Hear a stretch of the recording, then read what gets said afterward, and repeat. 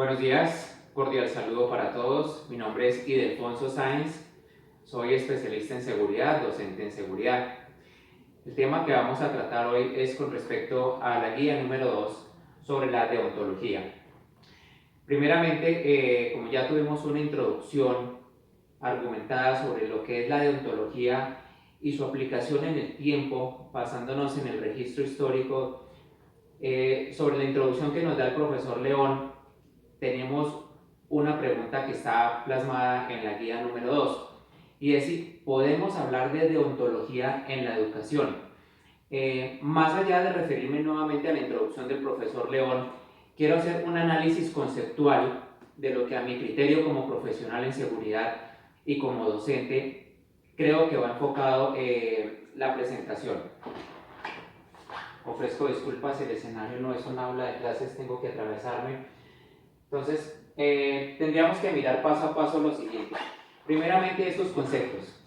Tenemos qué es un instructor.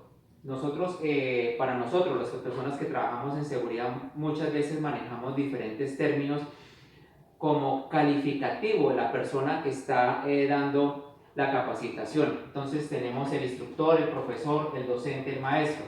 Entonces, cuando miramos, por ejemplo, los conceptos como tal, el instructor es persona que tiene por oficio, y más adelante quiero hablar de esa palabra específicamente, oficio, enseñar una técnica o actividad. ¿Qué es el profesor? Es la persona que enseña una cátedra que se enfoca a la enseñanza especializada por estar calificado para ello. Precisamente esa es la diferencia entre el instructor y el profesor. Este está calificado y se enfoca a una cátedra especializada. Cuando vemos ya el término docente, porque se utiliza bien como instructor, profesor o docente, el docente decimos que es una persona que se dedica de forma profesional a la enseñanza. Entonces miremos acá esto, se dedica de forma profesional a la enseñanza. Dista del concepto instructor, que es una persona que tiene por oficio enseñar una técnica o actividad. El maestro como tal, todos sabemos que cuando hablamos de maestro, pues hablamos de la persona que ejerce la docencia, sobre todo en el ámbito de la educación superior. El maestro es la persona que se destaca por el dominio y la relevancia dentro de su género, que cuenta con especializaciones, maestrías o doctorados. Entonces, obviamente, dentro de lo que es el ámbito de la seguridad, nosotros pocas veces encontramos con personas pues, que estén capacitadas quizá a este alto nivel, pero sí cuando hablamos del profesor como tal, miramos lo que dista la diferencia entre lo que es el instructor y profesor, sin querer desmeritar lo que hace la persona que está titulada como instructor. Pero entonces vemos que aquí hay una gran diferencia entre estas dos definiciones. Entonces, bueno, tenemos que dentro de la deontología de la educación, empezamos inicialmente por lo que es el ethos del educador. ¿Por qué la educación se considera profesión? Entonces vamos a mirar la educación como profesión.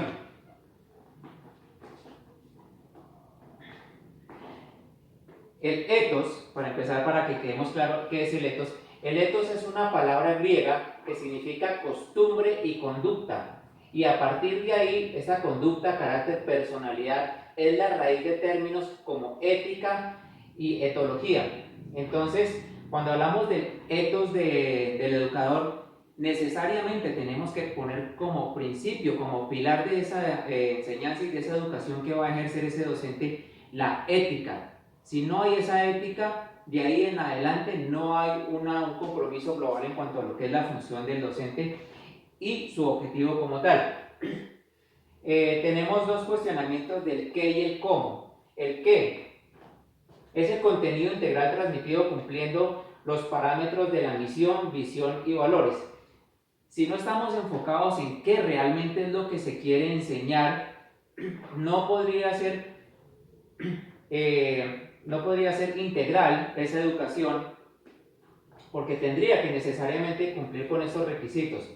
En el cómo es la estrategia didáctica y pedagógica de fácil comprensión enfocada al resultado. Pienso yo que desde el espíritu del docente debe aplicarse esas estrategias y maneras fáciles en que la persona que está recepcionando esa información tenga una facilidad de comprender, procesar lo que se le está enseñando, aprenderlo, memorizarlo y poder ejecutarlo de una manera que sea didáctica. Creo que a muchos nos ha ocurrido alguna vez estar en algún sitio donde están enseñando alguna cátedra, alguna situación que no estamos aprendiendo, y se ve uno en la situación en que se encuentra uno enredado, que incluso a veces teme uno alzar la mano y preguntar porque se siente uno ridículo de pensar de que uno es la persona que es el único que no entiende, pero después se da uno cuenta de que no fue el único, sino que muchos no entendieron. Bueno, me remonto personalmente a los temas que tratábamos en el colegio, de temas de física y química, cuando eran unas explicaciones de cosas muy enredadas, y pienso que ya la evolución en la docencia precisamente da para que haya nuevas estrategias, nuevas herramientas de enseñanza para enfocar a las personas a que haya un fácil entendimiento en el aprendizaje. La educación como profesión. La definición de profesión viene del latín de professio oris, acción y efecto de profesar. Y en la Real Academia de la Lengua Española dice, profesar es manifestar un sentimiento. Entonces, pues, si unimos estas dos definiciones, tenemos ahí un concepto de que la persona que enseña, de entrada ya tiene un sentir, un sentimiento. No lo llamemos amor, sino me refiero a ese sentir de querer transmitir, de querer que la persona, el interlocutor, sea esa persona que sea receptiva y que ese es su sentir. Llegar a esa persona y lograr su objetivo, que es el que aprenda. Vemos que dentro de lo que es la profesión hay muchas cualidades, que unas son más relevantes que otras, pero vemos que tienen ¿cuáles son los requisitos para una persona que sea profesional? Dice que tiene que tener adaptación, capacidad de aprendizaje, debe ser colaborador, debe tener adaptabilidad. Pero empezando, primeramente, vamos a hablar de lo que es la humanidad. El profesor, el docente, la persona que es profesional en la enseñanza, primeramente debe partir de los principios humanos. A nosotros nos han enseñado laboralmente, y siempre de hecho es uno de los requisitos cuando uno se va a presentar a una empresa a trabajar, le dicen que usted debe manejar relaciones interpersonales. ¿Qué son las relaciones interpersonales? Es que usted puede interactuar con las personas, saludar, tener una comunicación, un diálogo, pero eso dista mucho de lo que son las relaciones humanas. Cuando yo manejo las relaciones humanas, yo trato con consideración y con respeto a las personas, entendiendo que como seres humanos todos son diferentes, tienen diferente modo de pensar, diferente punto de vista, ideología. Entonces, desde ahí debe partir la docencia, desde el trato humano. El respeto, cuando hablamos del respeto, no es que yo lo salude, usted le diga buenos días, sino el respeto es integral. Yo debo respetar su género, su condición económica, su situación de pensamiento, todo. El respeto debe ser integral. Cuando el docente es respetuoso con su alumnado, desde ahí parte la aceptación de ese alumnado precisamente a ser receptivo, porque ya de entrada hay un agrado de escuchar a ese docente porque se ve que empieza su cátedra o su enseñanza con respeto. El liderazgo. El liderazgo es muy importante en la enseñanza porque precisamente dentro de un aula y en todos los ámbitos, creo que todos lo hemos vivido, cuando una persona no muestra liderazgo, tiende a no ser respetada, porque se ve que es una persona laxa, que es una persona informal, que es una persona a la que de pronto se le puede vacilar en clase, se le puede tomar del pelo, no se le cumple, se dan muchos factores de indisciplina cuando la persona no muestra su liderazgo ante las personas que están. La empatía es muy importante porque obviamente uno debe crear precisamente, y eso va anclado al tema de la humanidad, generar esos lazos de confianza con las personas que uno está interactuando y sentirse, que ellos sientan que uno está agradado con ellos y a la vez uno sentirse que ellos se sienten agradados con uno. Hay que promover la motivación, el enfoque a los resultados, la lealtad organizacional, la autonomía, la planificación, la comunicación, la tolerancia y la resiliencia ante todo. Este es muy importante, me parece, el tema de la resiliencia, porque muchas veces un docente en dado momento puede llegar a desistir de lo que es su misión. Ve que de pronto las personas no están interesadas en lo que está hablando, no cumplen los objetivos. Cuando se hacen las evaluaciones se pregunta, da la percepción de que se ha perdido el tiempo porque no han comprendido, ¿no? Entonces, todo esto son eslabones de una misma cadena. Entonces, precisamente el tema del liderazgo, la empatía, el enfoque a los resultados y lo que hablábamos de las herramientas y las estrategias de enseñanza tienen que ir precisamente enlazadas para que no lleguemos a este punto de resiliencia de querer desistir de nuestra misión, de nuestro objetivo como docentes. Cuando hablamos de profesiones, este mismo enunciado lo voy a utilizar en las tres siguientes imágenes. Hablamos de profesión, oficio y actividad. Vamos a mirar primero por profesión. Estas profesiones, vamos a mirar lo que es el médico, el arquitecto y el escolta profesional. Entonces, de pronto yo sé que muchos de ustedes dirán, y creo que no es muy diferente la situación en el continente americano, en el que la labor que realiza el hombre de seguridad, por más que se haya capacitado, haya invertido dinero, tiempo y esfuerzo en su capacitación, está catalogado como un oficio y no una profesión. Yo lo pongo aquí como profesión y lo voy a argumentar por qué. Es decir, el médico es una persona que va aproximadamente 6 años a una universidad. Independiente de la especialidad que escoja, vamos a poner por ejemplo solamente lo que es la pediatría. El médico pediatra que hace, va 6 años a la universidad, aprende lo que es la anatomía del cuerpo humano de los infantes y su proceso en la etapa de desarrollo y crecimiento. Eso es lo que. Pero entonces, miramos, ahí surge una primera pregunta. Yo digo, comparación de esta profesión con la profesión del escolta profesional. ¿Esta persona está en constante riesgo y arriesgando su vida? Obviamente no. En cuanto al tiempo de capacitación e inversión monetaria que tiene que hacer un profesional en seguridad, en el caso de los escoltas, dista mucho del tiempo y la inversión monetaria que puede llegar a hacer un médico a lo largo del tiempo. Obviamente nuestras capacitaciones, de pronto las que hacemos a corto plazo, sean más económicas, no tan costosas como las que hacen los médicos, pero en el largo plazo, si vamos sumando todo lo que uno invierte, uno termina pagando más de lo que paga una persona por una carrera, lo que formalmente se llama profesional. Vamos a mirar el caso del arquitecto. El arquitecto pasa la misma situación, es una persona que está de 5 a 6 años en una capacitación continua en una institución de educación superior, pero lo mismo, no es una persona que está arriesgando su vida, es una persona pues que sí, como en ambos casos y como en todas las profesiones, son personas que generan un bienestar, un beneficio para la sociedad.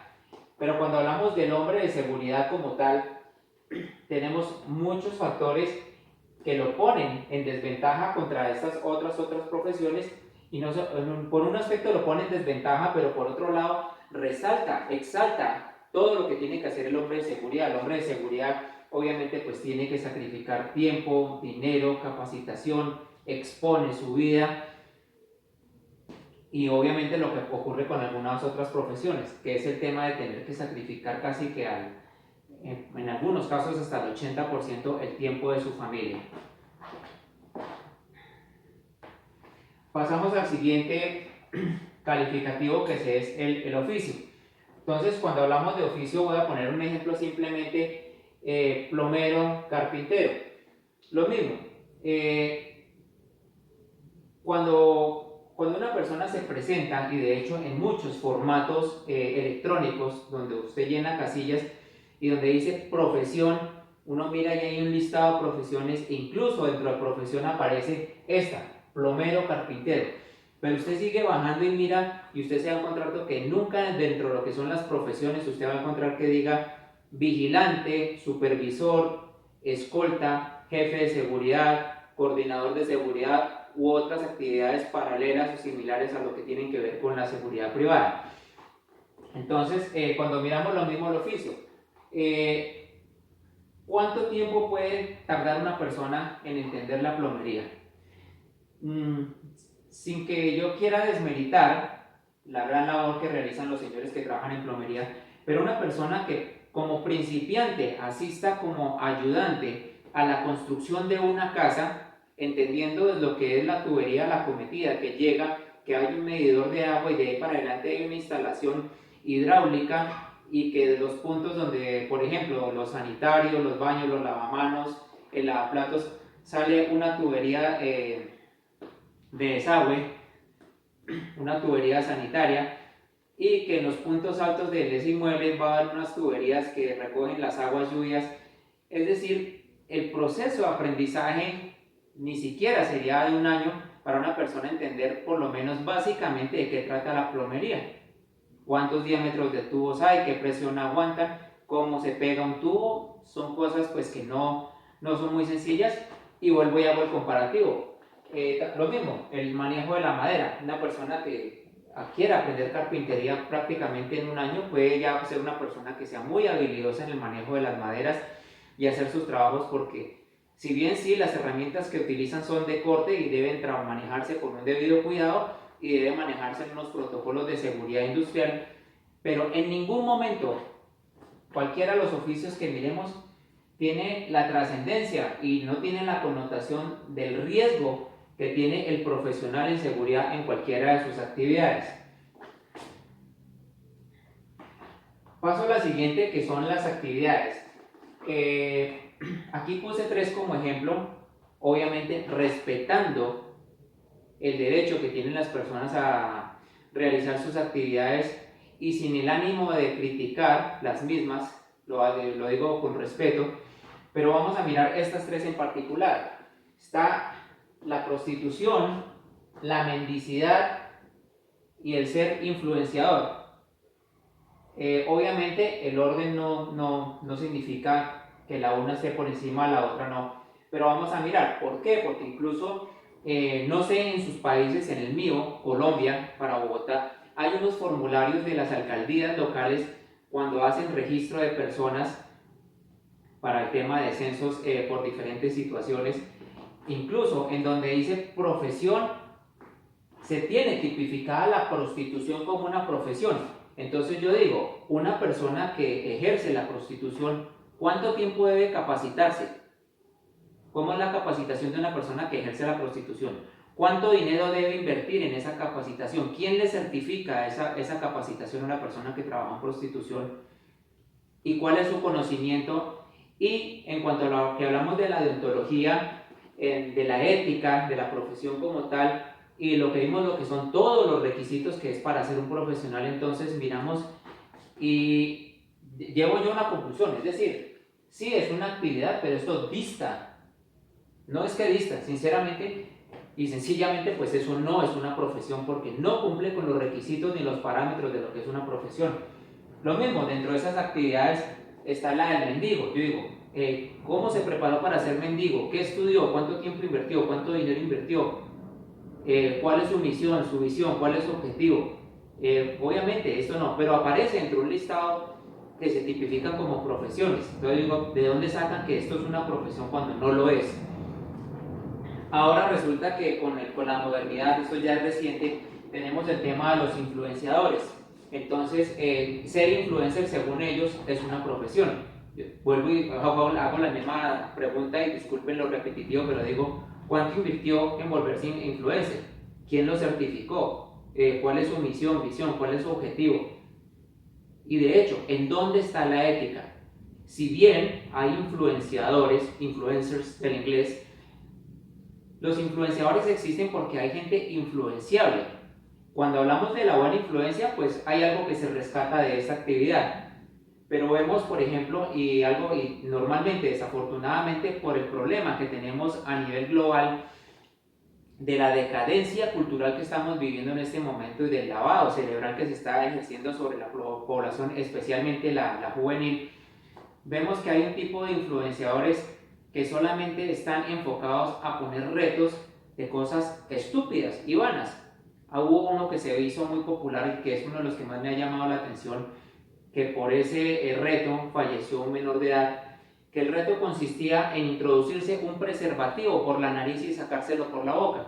Entonces uno dice, es muy diferente que a usted le propongan el reto de que cuánto tiempo le va a tomar correr 100 metros. Bueno, eso puede ser un reto y usted puede ponerse a prueba y decir, bueno, ¿cómo está mi capacidad física para yo correr esos 100 metros? Pero digo, ¿en qué momento la conciencia, la capacidad cognitiva de una persona, su intelecto, su inteligencia, le da para someterse, dejarse influenciar a semejante estupidez de introducirse un preservativo por la boca y sacárselo por la nariz? Desafortunadamente, un niño intentó realizar el reto, respiró y el preservativo se le fue por mala parte, diciéndolo coloquialmente, y sufrió asfixia, se ahogó y se murió. Como ese caso, también tuvimos un caso muy parecido en Italia, una niña que el reto consistía en apretarse un cinturón, hacer una serie de cuclillas, tener la respiración y desmayarse y mirar cuánto tiempo recobraba el sentido. La niña se desmayó y ya no le subió más oxígeno al cerebro, se murió también. Entonces hay esa cantidad de series, de eventos infortunados que están ocurriendo precisamente por esa influencia. Entonces pensaría uno, bueno, entonces este influencer que sale en el YouTube, en el TikTok, bueno, en las diferentes plataformas que hay, sale a enseñar, a decirle a la gente, y la gente se cree que porque lo está diciendo el influencer, no, sí, es que lo dijo Pepito, entonces pues esa sí es verdad. Debemos creerle porque es que él es el influenciador y si está en la pantalla, pues lo que él dice es ley. Entonces, dista mucho de la realidad. Entonces, démonos cuenta cómo socialmente se ha hecho una mezcla de todo lo que son actividades, oficios y profesiones, que ahora todo se cataloga como una profesión. Entonces, volvemos nuevamente a lo que hablábamos al principio. ¿Cuál es el sustento, la argumentación para que esto sea tipificado como una profesión? Obviamente no lo es, y lo que no es, no es. El compromiso ético de la docencia, retomando ya nuevamente con el tema, en principio debe ser enseñar la verdad. Obviamente este primer punto dista de lo que hacen la gran mayoría de influenciadores o personas que ahora tenemos, por lo menos para nosotros en el campo de la seguridad. Ustedes entran a YouTube y ahora resulta que esto está inundado de una cantidad de instructores de tiro, instructores de armamento, instructores en balística, en X, Y, Z. Eso está inundado en las redes sociales de una cantidad de gente que porque piensan que mandaron a imprimir una camiseta que dice instructor y una gorra que dice instructor, ya se volvieron instructores. La pregunta es, ¿quién los certificó? ¿Quién los avala? ¿Dónde hay un soporte que realmente sean personas que tengan un conocimiento integral? Y para, por lo menos digo, para las personas que ya tenemos tiempo en la seguridad y que conocemos más o menos lo básico, lo esencial, pero lo conocemos bien aprendido, y vemos a estas personas diciendo un poco de cosas y disparates que no son, vemos principalmente eso, no están enseñando la verdad, están engañando, mintiendo. Promover los valores éticos morales. Sí, hasta este punto los éticos sí, pueda que sea ético. Y si miramos, por ejemplo, las personas que trabajan en un laboratorio, en la construcción de una bomba, de un explosivo, pueda que cumplan unos parámetros éticos en cuanto a su proceso de lo que están realizando, pero dista de tener unos principios o unos valores éticos morales.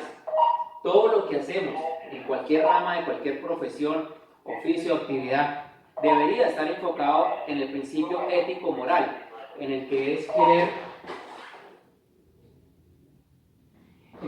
querer que lo que hagan las personas, eso que yo estoy transmitiendo, que estoy enseñando, que sirva a la sociedad, que sea de utilidad para que pueda pasar, que pueda ser un legado, transmitirse a otros, pero debe precisamente tener eso, que tenga unos principios éticos morales.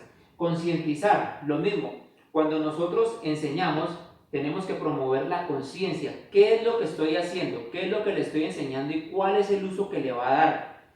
Porque pues se podría pensar, bueno, nosotros como docentes o los que vamos a proyectarnos como profesores a personas, a manejos de armas, a enseñarle a las personas cómo utilizar un arma, cómo se debe disparar, eso, precisamente enseñarles la conciencia de lo que se está haciendo.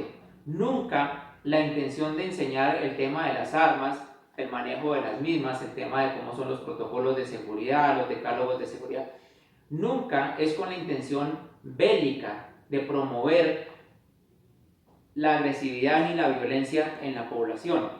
Yo a título personal a mis hijos desde los 5 años les he enseñado a disparar, pero nunca les he enfocado hacia que sea una actividad bélica, más como una actividad recreativa, deportiva, didáctica. Entonces pienso que es muy importante que nosotros promovamos esto, lo que es la conciencia.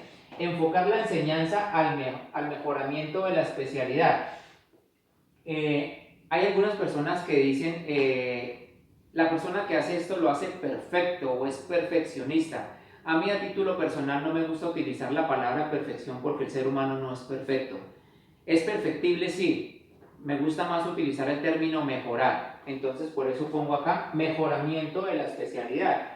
Está bien, yo estudié hasta un punto, tengo un conocimiento, tengo una capacidad cognitiva y tengo una información académica, pero pienso que la esencia del ser humano en ese proceso de mejorar es aprender y desaprender. No sabemos, de pronto el día de mañana aparece una persona que pueda que no tenga mucha experiencia, pero pueda darnos un nuevo aporte de conocimiento o de algo que haya descubierto por práctica y pueda agregarse a lo que ya está fundamentado hasta el momento. Entonces, debemos estar en ese proceso de mejoramiento y obviamente no descartar de que hayan cosas nuevas que se puedan agregar a lo que ya existe. Enfocar el mejoramiento al legado, vuelvo y repito, entonces esa debe ser la esencia del ser humano. Más allá de que yo aprendí esto y me lo guardo y no lo comparto, no. Es decir, todo esto que yo aprendí, yo quisiera compartirlo con otras personas, que tengan el mismo conocimiento y que ellos también hagan lo que hago yo hoy en día. Tratar de investigar, escudriñar, mirar qué otras opciones hay. Diciéndolo coloquialmente podría ser comparativo a un árbol de Navidad. Que sí, hoy le ponemos una bolita, mañana le ponemos un moñito, un adornito, y es como eso, se le pueden ir poniendo cositas, quitando, poniendo. Sería como ese árbol de Navidad y el ideal es que quede pues un árbol de muy buena figura.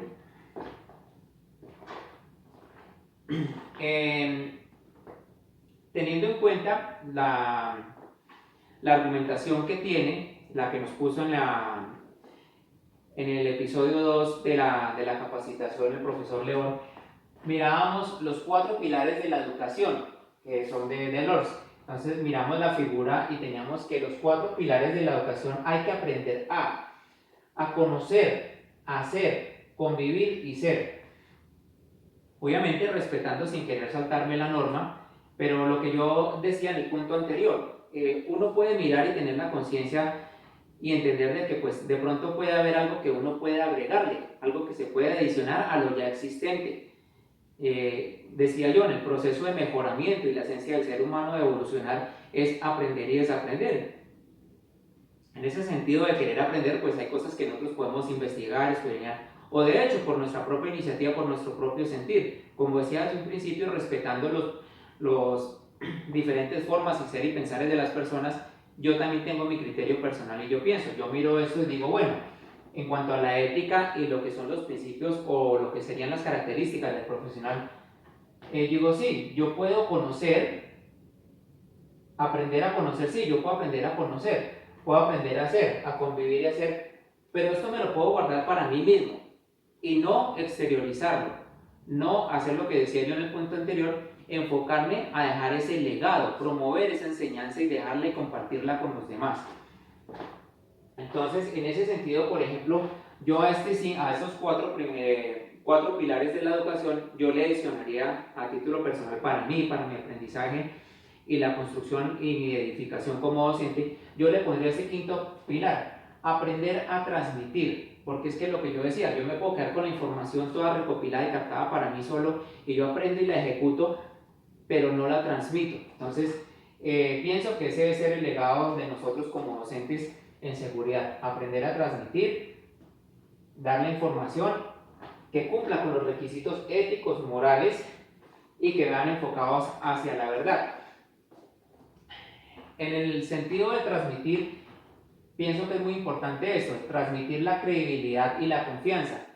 Yo realizo algunos trabajos como conferencista. En este momento, por ejemplo, aquí en esta imagen estoy dando una conferencia de una introducción de ley a unos estudiantes. Entonces, todo eso que hablábamos antes de lo que es el liderazgo, el respeto a las personas, la consideración, el trato humano, hace que precisamente uno transmita esa credibilidad y esa confianza.